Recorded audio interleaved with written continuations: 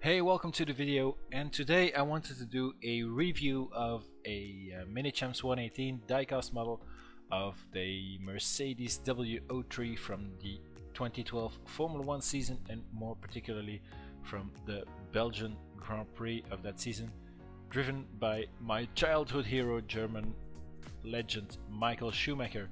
And this was his 300th Grand Prix, which was an amazing feat, of course, and it seems that all of his important races or important milestones come at the Belgian Grand Prix.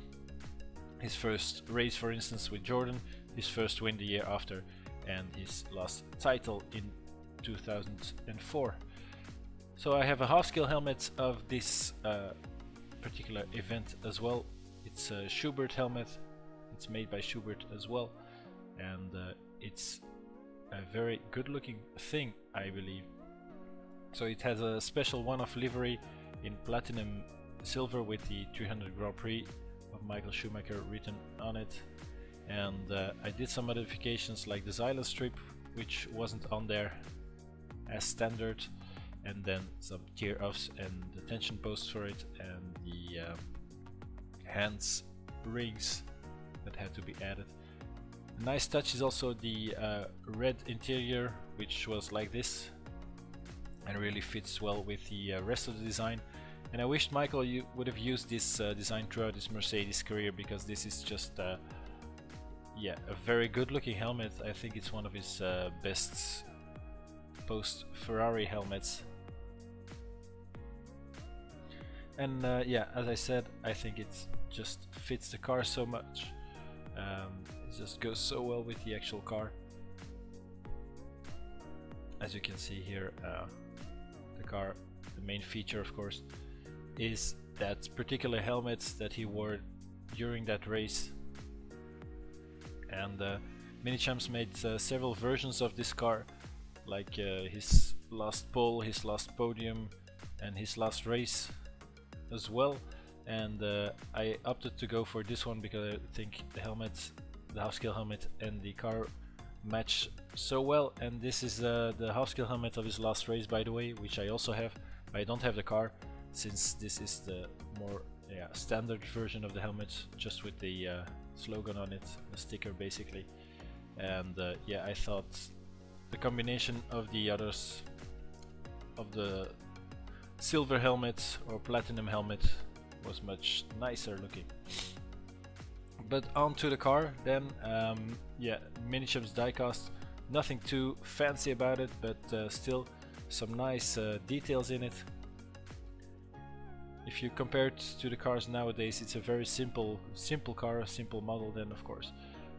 Not extremely detailed, not too much intricate details, but I think Minichamps did overall a good job on it. And let's have a look at the details. So you have that step nose, that's also very noticeable, of course. Back in 2012, a lot of teams used the aerodynamic, well, loophole. It's not really a loophole, but yeah, it's something they didn't really actually pay attention to from the FIA, I think. But anyways, let's move on to the front wing. And as you can see, there are some turning vanes here that are missing, and it was especially for the low downforce races like Spa, where they put them away. And these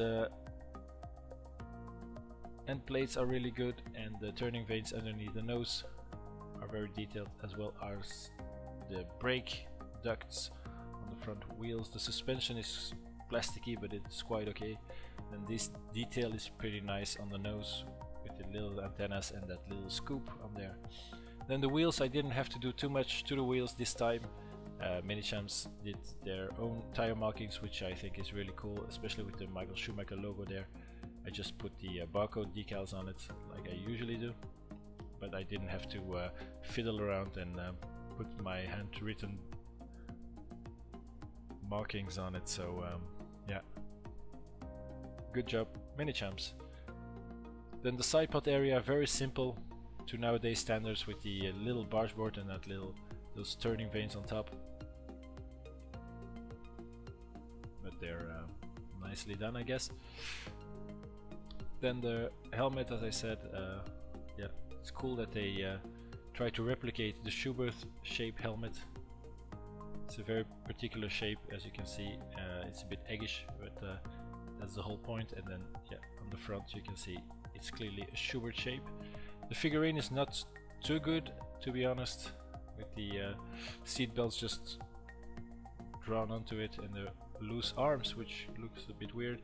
Steering wheel is okay, it's decaled at least, so it's pretty good. And this is a little thing I really like, the little FIA sticker inside of the car and the track map.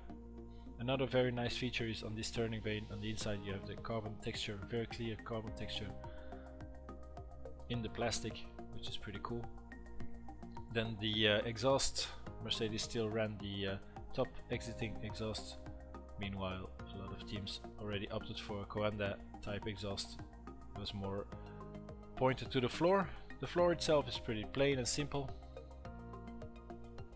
And actually the whole back of the model and the real car, I guess, is very plain and simple. Nothing too special about it.